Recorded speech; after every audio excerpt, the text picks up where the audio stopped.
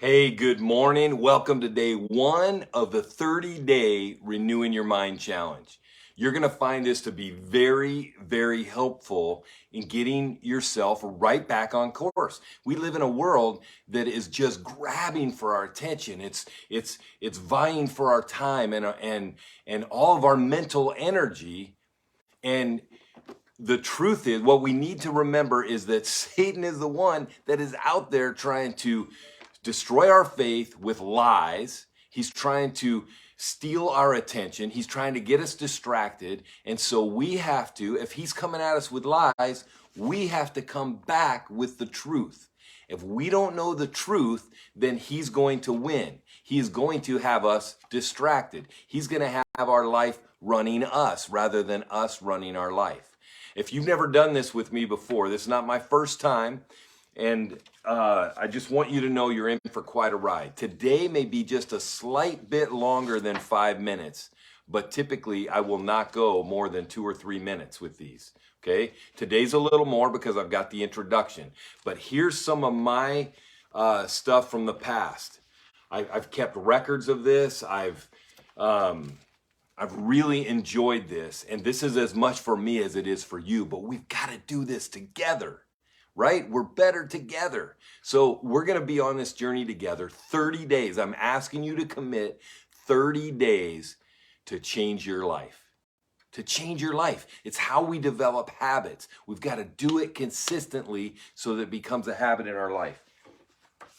So today, what we're going to do is we're going to kick this off.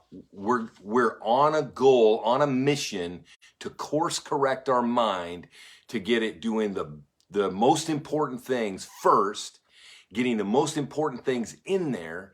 And what's going to happen is we're going to naturally start to separate the things we don't need from the things we do need. It's going to be awesome. So I'm really proud of you for being here and joining me. There are several people already on watching live, which is great. If you miss this live, you'll be able to catch it because it will post each day. And I do want to ask you to comment. The more you comment, the more people will see it and the more people can benefit from it. So are you ready to go? We're going to do 2 things every day.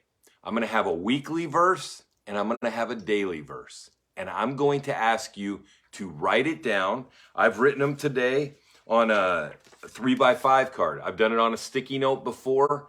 Whatever you choose, whatever's going to be easy for you to carry with you, so that you can read it and you can memorize it.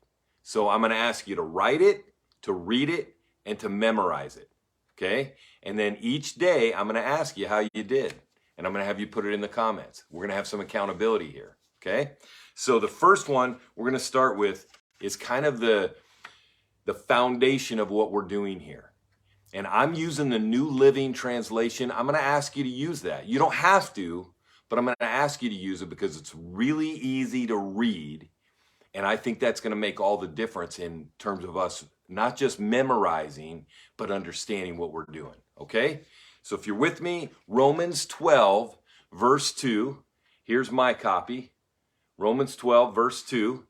And it says this: don't copy the behavior and customs of this world, but let God transform you into a new person by changing the way you think.